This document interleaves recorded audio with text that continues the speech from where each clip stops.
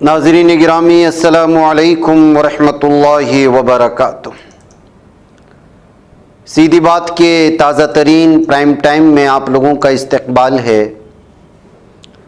नाज़रीन गिरामी, मैं अंसार अज़ीज़ नदवी इस वक्त आप लोगों के सामने कुछ अहम तरीन ख़बरें, कुछ वायरल वीडियोस और कुछ तनकीदी तज़्ज़िये लेकर के हाज़िर हुआ।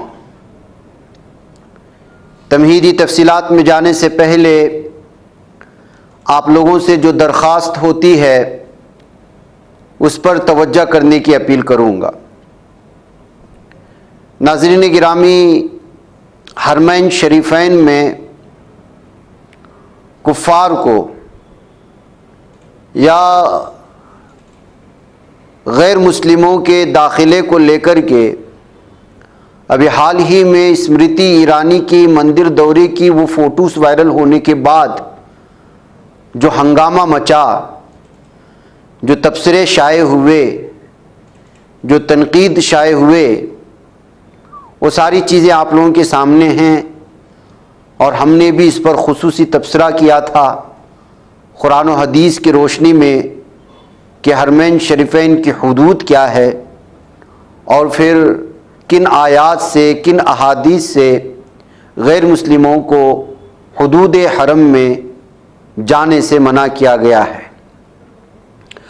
अब फिर सोशल मीडिया में हंगामा मचा हुआ है। एक और तस्वीर वायरल हो रही है और वो ये है कि पटेल रंजीत कुमार ये न सिर्फ हुदूद हरम में दाखिल हुआ है बल्कि रोज़े मुबारक के करीब पहुंचकर तस्वीर निकाल करके सोशल मीडिया में शेयर भी कर दिया है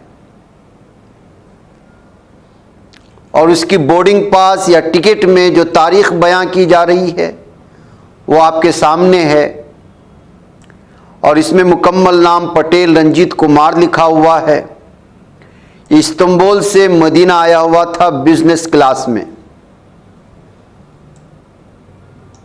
तो अब आप बताइए कि सऊदी सिक्योरिटी या हुदूद हरम की सिक्योरिटी क्या कर रही है?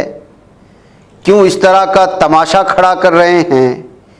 क्या यहाँ की हुकूमत इस कदर इस वक्त लाचार हो चुकी है कि वो मुकम्मल तौर पर अब जो है हुदूद हरम में भी कोई चीज़ चेक नहीं कर रही है और किसी भी ऐरे गैरे को, यहाँ तक कि वो हुदूद हरम में न सिर्फ दाखिल हो रहा है बल्कि रोज़े मुबारक और रोज़तुल जन्ना के करीब खड़े होकर के तस्वीरें निकाल करके और जो है वो अपने फेसबुक में, अपने सोशल मीडिया के अकाउंट में शेयर करते हुए पूरी दुनिया के मुसलमानों का न सिर्फ मुँह चिढ़ा रहा है बल्कि सऊदी अरब और मदीना व मक्का के जो भी सिक्योरिटी फोर्सेस हैं या जो यहाँ तहफ़्फ़ुज़ के लिए कायम की गई कमेटियाँ हैं उनका मुँह चिढ़ा रहा है या फिर एक कहा जा सकता है कि ज़बान हाल से वो यहाँ की हुकूमत को चैलेंज कर रहा है। ये कहते हुए इस वक्त जो है ये तस्वीरें सोशल मीडिया में सऊदी हुकूमत के लिए एक बार फिर तनकीद के ज़द में लिया जा रहा है। अलग अलग तरह के तबसरे हो रहे हैं। पटेल के इस बिज़नेस क्लास को उसकी पूरी तहकीक करने के मुतालबे हो रहे हैं।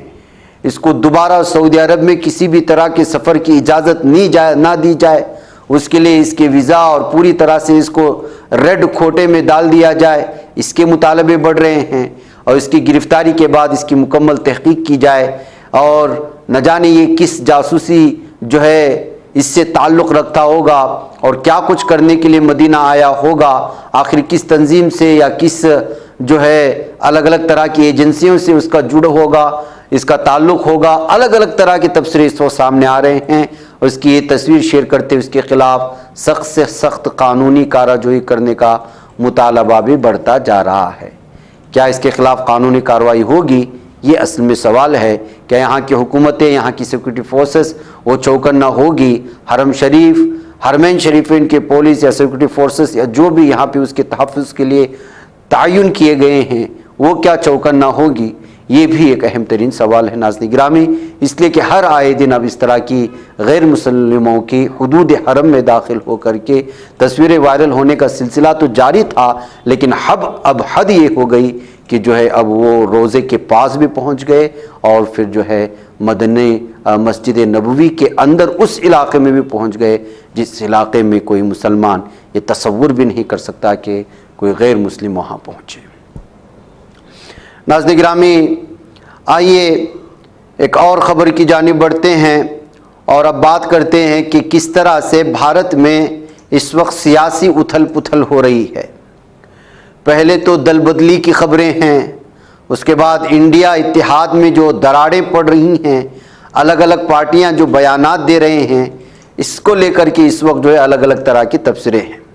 सबसे पहले अखिलेश यादव का राहुल गांधी की यात्रा में शामिल होने पर अल्टीमेटम सामने आ गया है, यानी कि इंडिया इत्तेहाद जो बनाया गया अपोजिशन पार्टियों का, ऐसा लगता है कि कांग्रेस उसको अब बरकरार रखने में पूरी तरह से नाकाम हो चुकी है। कल ही खबर आ रही थी कि महबूबा मुफ्ती की पार्टी वो जो है इंडिया अलायंस से अलग हो रही है। इससे पहले आम आदमी पार्टी ने पंजाब में जो झटका दिया और बंगाल में जो ममता बनर्जी ने झटका दिया, वो सारी चीज़ें हम लोगों के सामने हैं।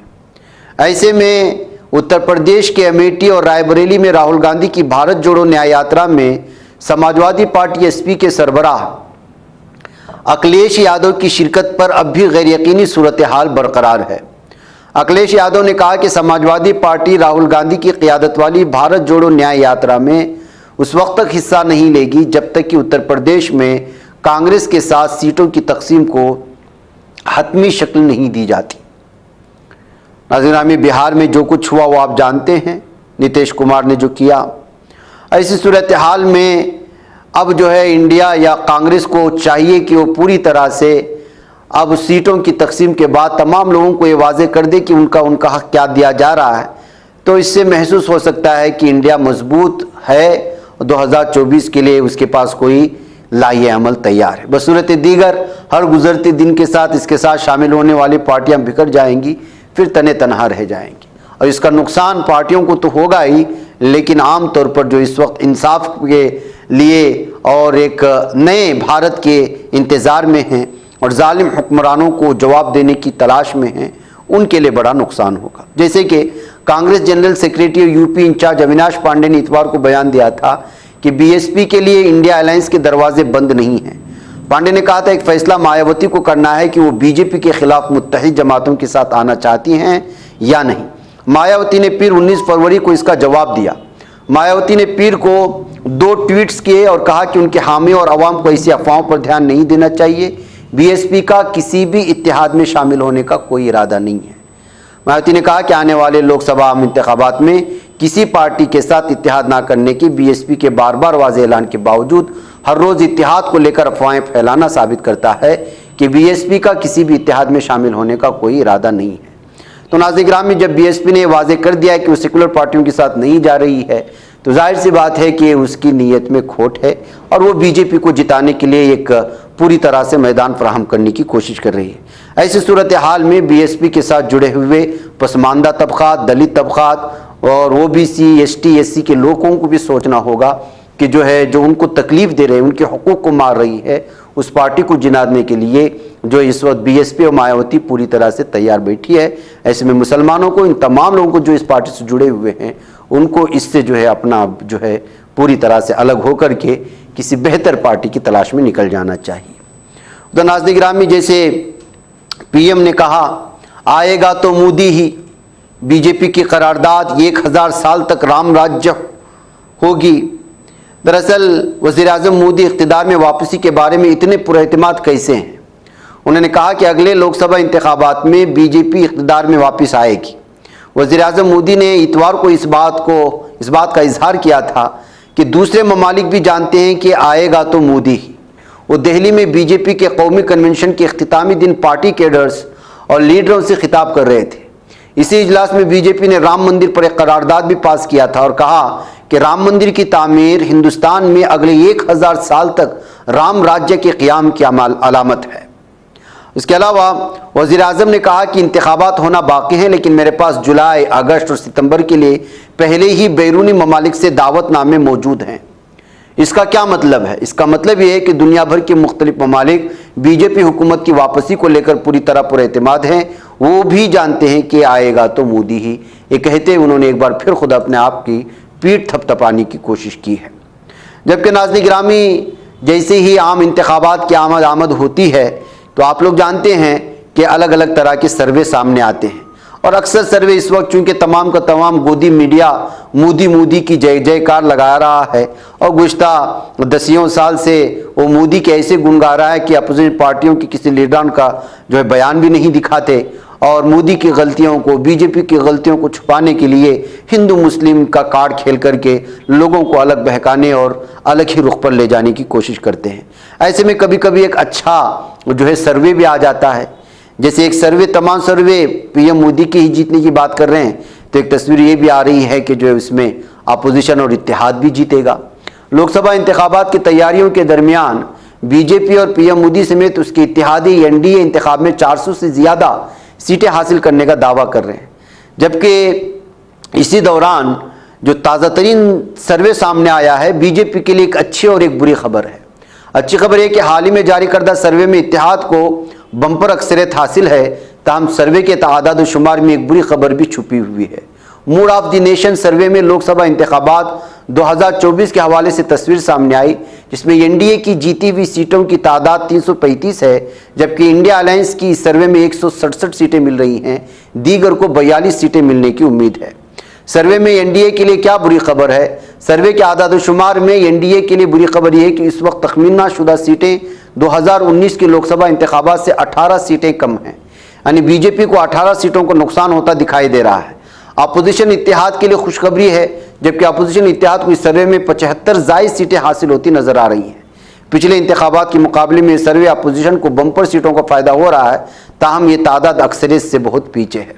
बहरकैफ नाज़रीन गिरामी, अब ये इस तरह के सर्वे तो आप जब तक 2024 ख़त्म नहीं होता, हर टीवी वाला और हर जो भी इस वक्त होता है वो अपने सर्वे बयां करके बीजेपी को जिताने की कोशिश करता है, लेकिन असल हकीकत जो आएगी वो बाद में ही आएगी। नाज़रीन गिरामी, इस दरमियान में कांग्रेस को एक और बड़ा झटका देने की तैयारी में है कुछ लीडरान। मध्य प्रदेश से आई हुई खबर आप लोग जानते हैं। साबिक चीफ मिनिस्टर कमलनाथ ने कहा है कि अगर ऐसा कुछ हुआ तो सबसे पहले मीडिया वालों को इस बात की इत्तला देंगे कि वो कांग्रेस छोड़कर भारतीय जनता पार्टी में शामिल होंगे या नहीं होंगे। आज दोपहर नई दिल्ली पहुंचे कमलनाथ ने इस सिलसिले में नामनिगारों के सवालों का जवाब देते हुए मुस्कुराते हुए कहा कि आप लोग मीडिया वाले इस मौजू पर इतने पुरजोश क्यों हो रहे हैं। उन्होंने ये भी कहा कि अगर ऐसा कुछ होता है तो सबसे पहले मीडिया वालों को इस बात से आगाह करेंगे। लेकिन इसी दरमियान में नाज़रीन में खबर आ जाती है कि दिल्ली में मौजूद उनके घर के ऊपर जो भगवा झंडा था, उस भगवा झंडे को हटा दिया गया है। अब जाहिर सी बात है कि अटखेलियाँ तो लगाई जा रही थी कि वो कांग्रेस छोड़कर बीजेपी में जाएंगे। अगर बीजेपी में जाने वाले थे तो उनके घर पर लगने वाला भगवा झंडा आखिर क्यों हटाया गया। इस बात को लेकर के भी तबसरे हैं कि शायद कमलनाथ वापस जाना नहीं चाहते। जय श्री राम के नारे लगे हुए ध्वज को उनके घर के ऊपर से हटाए जाने की खबर भी अलग अलग सुर्खियों के साथ पेश की जा रही है। जबकि इधर नाज़रीन गिरामी, राहुल गांधी लगातार अपने यात्राओं में अंबानी अडानी को जो है वो निशाने पर लेते हुए, बीजेपी पर निशाने पर लेते हुए दलितों के, किसानों की बात करते हुए नजर आ रहे हैं। जैसे कि उनका ताज़ा बयान जो है इलाहाबाद प्रयागराज से आया है और उनकी यात्रा वहाँ पहुँच चुकी है। उन्होंने कहा कि अवाम से ज़ात पर मबनी मर्दमशुमारी को अपना हथियार बना लेने का मशवरा दिया। हुकूमत को पसमानदा तबकात की कोई फिक्र नहीं और वो सिर्फ अमीरों की तरक्की में मसरूफ़ है। राहुल गांधी भारत जोड़ो न्याय यात्रा के दौरान इलाहाबाद के लक्ष्मी टॉकीज चौराहे पर मुनक़िदा जलसे आम से खिताब कर रहे थे।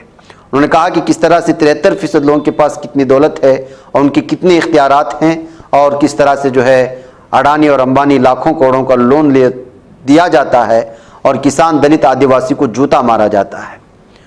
यानी कि आप लाखों करोड़ों का लोन दें और उनको माफ़ भी कर दें, और किसान रास्तों पर कई दिनों तक एहतिजाज करें, लेकिन उनकी बात कोई सुनवाई नहीं होती है, कहते हुए वो सारी तफसीलात सामने लाने की कोशिश हुई है। नाज़रीन गिरामी, नफ़रत, भारत में नफ़रत ना हो मुसलमानों के ख़िलाफ़, हिजाब के ख़िलाफ़, नमाज के ख़िलाफ़, मस्जिदों के ख़िलाफ़ जहाँ जहाँ बीजेपी हुकूमत आ रही है वहाँ किस तरह से दबाव बनाने की कोशिशें होती हैं ड्रेस कोड के हवाले से, उसकी ताज़ा मिसाल राजस्थान के जोधपुर से आई और वीडियो आप तक पहुँच चुकी होगी।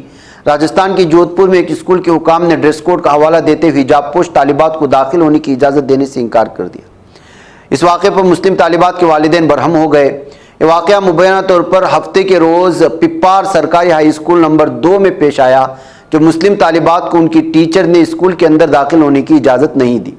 स्कूल के असातिज़ा ने ड्रेस कोड का हवाला देते हुए दाखिल होने की इजाज़त नहीं दी। इस वाक़े के बाद वालिदैन स्कूल पहुँच गए और इंतज़ामिया से वजाहत तलब की। एक तालिबा के वालिदैन ने इल्ज़ाम आयद किया कि असातिज़ा तालिबात के साथ बदसलूकी की। एक लड़की के वालिदैन ने इल्ज़ाम आयद किया कि इस लड़की को चंबल का डाकू कहा गया। बहरहाल स्कूल प्रिंसिपल ने इस बात पर जोर दिया कि ड्रेस कोड की खिलाफ वर्जी के सबब उन्हें स्कूल में दाखिल होने की इजाज़त नहीं दी गई। एक तालिबा के वालिदैन तो स्कूल प्रिंसिपल से सवाल करते देखा कि आपने हमारे बच्चों को स्कूल में दाखिल होने की इजाज़त क्यों नहीं थी। उन्होंने तो हिजाब तो नहीं पहना था, सिर्फ दुपट्टे से अपना सर ढका हुआ था और चेहरे पर फेस मास्क पहना हुआ था। आप हमें ये बताएं कि हुकूमत ने अपनी किस रहनुमा खतूत में कहा है कि मास्क नहीं पहना जा सकता। स्कूल से निकाले जाने के बाद एक हिजाबपोश तालिबा ने बताया कि हमें हर रोज़ धमकियाँ दी जाती हैं और अजियत रसानी की जाती हैं और मुख्तलिफ नामों से उनको पुकारा जाता है। अब ये तालिबात किस तरह का इल्ज़ाम लगा रही हैं, आप खुद ही जो है इससे अंदाज़ा लगा लें और इसको सुन लें।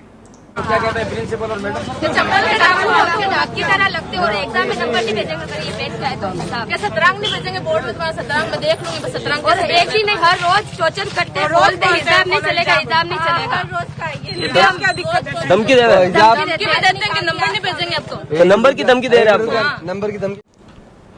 नाज़रीन गिरामी, झूठ को किस तरह फैलाया जाता है, मुसलमानों के खिलाफ हालात बनाने की किस तरह कोशिशें होती हैं, उसकी एक और मिसाल हमारे पास सामने आई है। देखिए कि गुना नामी इलाके में एक शिवलिंग और एक टेंपल को, मंदिर की तौहीन की गई थी, वहाँ मौजूद मूर्ति को गिरा दिया गया था और इस मामले में वीएचपी और बजरंग दल ने एहतिजाज दर्ज करते हुए बेकसूर मुसलमानों के खिलाफ मामला दर्ज किया था।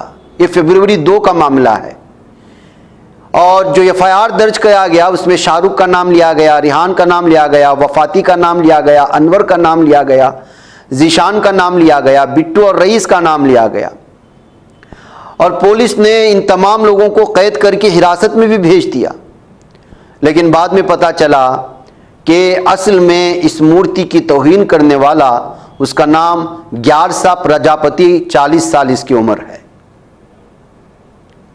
अब आप बताइए कि किस तरह से झूठे एफआईआर दर्ज करा करके मुसलमान नौजवानों के खिलाफ एफआईआर और फौरी तौर पर उसको बगैर किसी तहकीक के दर्ज भी कर लेती है, उनको गिरफ्तार भी कर लेती है और बाद में जाकर के पता चलता है कि खुद उसी कौम का शख्स जो है उनकी देव और उनके मंदिर की तौहीन की है, उनकी जो है उनके भगवान की जो है तौहीन की है और मिसमार किया है उनके मंदिर को। ये सूरत हाल है नाज़रीन गिरामी। बहरकैफ अब तक भी जो है जिन लोगों ने इस सिलसिले में नफ़रत फैलाने की कोशिश की, जिन wopindia.com और जो इस वक्त भगवा और हिंदुत्व की तर्जुमानी करने वाले अखबारात जो लगातार इस तरह की झूठी खबरें फैला करके लोगों में मुसलमानों के ख़िलाफ़ हालात ख़राब करने की कोशिश करते हैं, वो कभी इन खबरों की तरदीद नहीं करते और नफ़रत का माहौल कायम रहता है और इंतज़ामिया इन लोगों के ख़िलाफ़ जो नफ़रत फैलाते हैं जानबूझ कर के उनके खिलाफ़ कोई कार्रवाई भी नहीं करती। बैकैफ नाज़रीन गिरामी, आइए ब्रिटिश कार्गो शिप को जो है निशाना बनाने की एक और ख़बर आ रही है। यमनियों की जानिब से मिसाइल अटैक किया गया है गल्फ़ ऑफ एडन में। अब देखना ये है कि इस सिलसिले में मज़ीद तफसीलात क्या आते हैं। तो नाज़रीन गिरामी, आप जानते हैं बहर हमर में हूसियों की जानिब से, यमनियों की जानिब से, अंसारुल्लाह की जानिब से जो लगातार इस वक्त जो है हर दिन किसी न किसी कश्ती को निशाना बनाने की जो है ख़बरें सामने आती हैं और ये सब का सब जो है गज़ा पट्टी के मज़लूम और मासूम मुसलमानों पर हो रहे जुल्म ज़्यादती के ख़िलाफ़, क्योंकि इसमें बरतानिया और अमेरिका ने जालिम दहशतगर्द सहयूनी कुत्तों का सबसे बढ़ कर के उसने हिस्सा लिया है यहाँ के मासूम बच्चों को कत्ल करने में। नाज़रीन गिरामी, कुछ दिन पहले एक तस्वीर बहुत ज़्यादा सोशल मीडिया पर हंगामा मचाए हुए थी और वो है एक फ़िलिस्तीनी कैदी की तस्वीर जिसने दुनिया को हिला कर के रख दिया था। बरहना हालत में कैद किए गए कैदी की शनाख्त हमजा अबू हलीमा के नाम से की गई है। तस्वीर में एक मुसल्लह इसराइली दहशतगर्द फौजी को हमजा से बात करते देखा जा सकता है। हमजा के भाई बिलाल अबू हलीमा ने अपने भाई हमजा अबू हलीमा की गिरफ्तारी के दौरान की मजीद तफसीलात बिलाल ने अल जजीरा लाइव को इंटरव्यू देते हुए बताया कि जब उनके भाई को गिरफ्तार किया जा रहा था तो उनके वालिद खमीस अबू हलीमा सफ़ेद झंडा उठाते हुए घर से बाहर निकले थे, लेकिन काबिज फौजियों ने उन पर फायरिंग कर दी, जिसके नतीजे में उनकी शहादत हुई। उसने कहा कि मेरे वालिद सफ़ेद झंडा उठाए हुए दिखाई दिए, फिर भी उन्होंने उन पर वार किया। सफ़ेद झंडा तो पुरअमन और अपने आप को हवाले करने की निशान होती है और शनाख्त होती है। मेरे भाई की बीवी को शहीद कर दिया गया और उसके बच्चों ने 2 दिन अपनी शहीद वालिदा की लाश के पास रोते हुए गुजार दिए। 2 दिन के बाद वापस आए, उन पर वार किया। मजीद कहा कि हम अपने वालिद, मेरे भाई की अहलिया, उनके बच्चों की शहादत से बहुत सदमे में हैं। हमजा और काबिज फौजी के दरमियान होने वाली बातचीत के मवाद के बारे में बिलाल ने कहा कि फौजियों ने उससे पूछा, क्या तुम हमसे डरते हो? उसने उनसे कहा, नहीं, मैं तुमसे क्यों डरूं।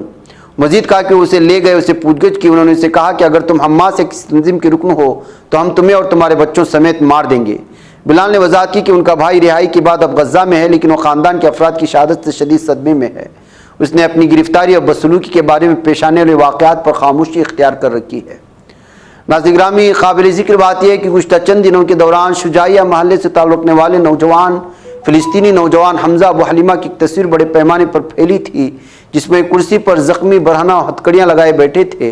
वो बड़े हौसले से इसराइली दरिंदे का सामना कर रहे थे। गिरफ्तारी और तशद्दुद का निशाना बनने के बावजूद हमजा ने गर्दन उठाकर सहनी मुजरिमों के जवाब का सामना किया था और उनको जवाब दिया था। तो नाज़रीन गिरामी, ये वो जुल्म सितम की कहानियाँ हैं जो एक एक करके गज़ा पट्टी के गली कूचे से सामने आ रही हैं और दुनिया जो है इस पर पूरी तरह से आंख मूंदे हुए है। इसीलिए खबर यह भी आ रही है कि रमज़ान का महीना करीब आ रहा है। आते गज़ा की पट्टी के अलावा अल-कुद्स और गरब उर्दून के फ़िलिस्तीनी इलाकों में भी जालिम दहशतगर्द सहनियों के हमले बढ़ सकते हैं। कशीदगी के खदशात बढ़ने लगे हैं। हमास और इसराइल के दरमियान कैदियों की डील और जंगबंदी में नाकामी ने गरब उर्दून अल-कुद्स में रमज़ान के महीने में कशीदगी में इजाफा कर दिया है। इसराइल भी इस वजह से तशवीश में है और इसराइली हुकूमत पर शराइत के एक बड़े हिस्से को कबूल करने के लिए दबाव डाला जा सकता है। बहरकैफ नाज़रीन गिरामी, ये खबरें थी जो सामने आई, आपके सामने रख दी गई। मुझे इजाज़त दें, इंशाल्लाह फिर आप लोगों से मुलाकात होगी। अस्सलामु अलैकुम रहमतुल्लाहि व बरकातुहू। बच पाता है कोई सहाफ़ी की निगाहों से, मिलाता है ये लोगों को मोहब्बत की पनाहों से। करम और दर्द मंदी का है एक संसार, सीधी बात। अज़ीमत जुर्अतो हिम्मत का है इज़हार, सीधी बात। अज़ीमत जुर्अतो हिम्मत का है इज़हार, सीधी बात। ये चैनल हक निगर बनकर कुचल देता है फितनों को।